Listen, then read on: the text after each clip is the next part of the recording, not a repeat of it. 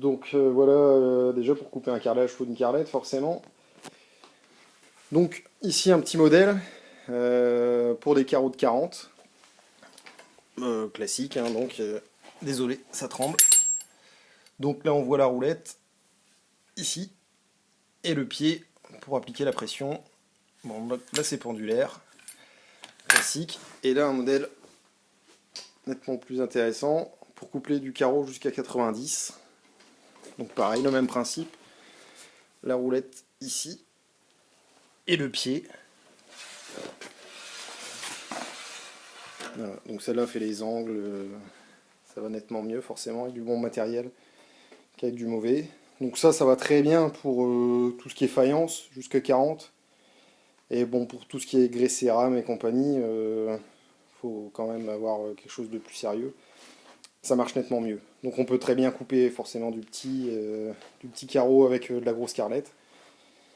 Ça va plus vite, ça va mieux.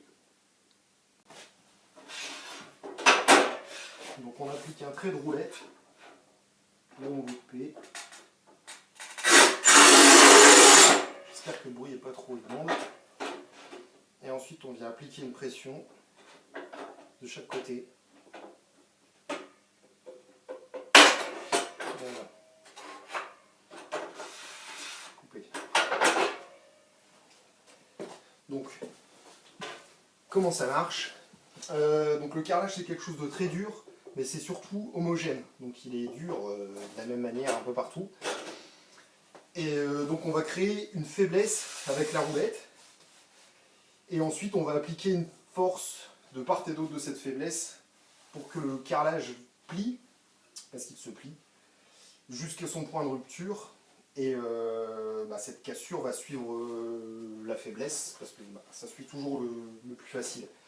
Donc là je vais remontrer en allant doucement. Donc la force à appliquer sur la roulette, c'est pas la peine d'appuyer comme un dingue. Faut juste marquer le carrelage. Donc faut appuyer quand même, faut que ça marque. Pas besoin d'aller très vite, pas besoin d'aller tout doucement, ça a peu d'importance. Voilà. Donc du début à la fin, je vais faire un peu doucement. Et ensuite, on pose le pied de chaque côté.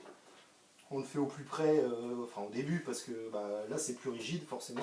Si j'appuie au milieu, les barres sont souples. Donc on appuie au milieu. Moi je maintiens toujours le cul sur la barre ici au milieu qui est elle rigide. Et donc il faut appuyer progressivement, pas d'un coup sec, c'est pour justement que ça plie et de plus en plus fort. Donc ça vient avec le temps, là je le fais doucement. Voilà. Et à un moment, ça casse. Donc je vais essayer de recouper le dernier morceau coupé, qui fait 7 cm, en deux. Donc ça arrive régulièrement, régulièrement, ça arrive souvent quand même, que ça ne suive pas exactement la cassure, parce que c'est homogène, mais c'est qu'une pierre reconstituée, donc pas forcément homogène partout. Donc, on essaie de bien la caler au fond, pour être le plus d'équerre possible. On applique la force.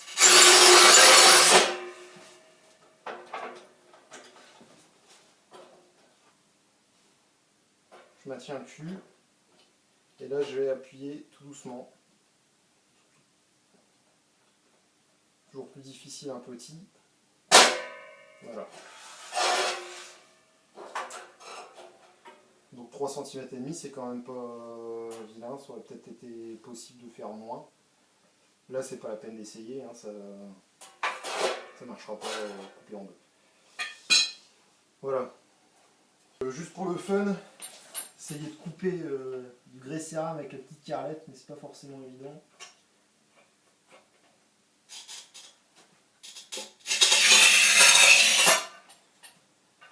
Les barres sont beaucoup plus fines, il n'y a pas les renforts de l'autre. Et surtout le pied est beaucoup moins large.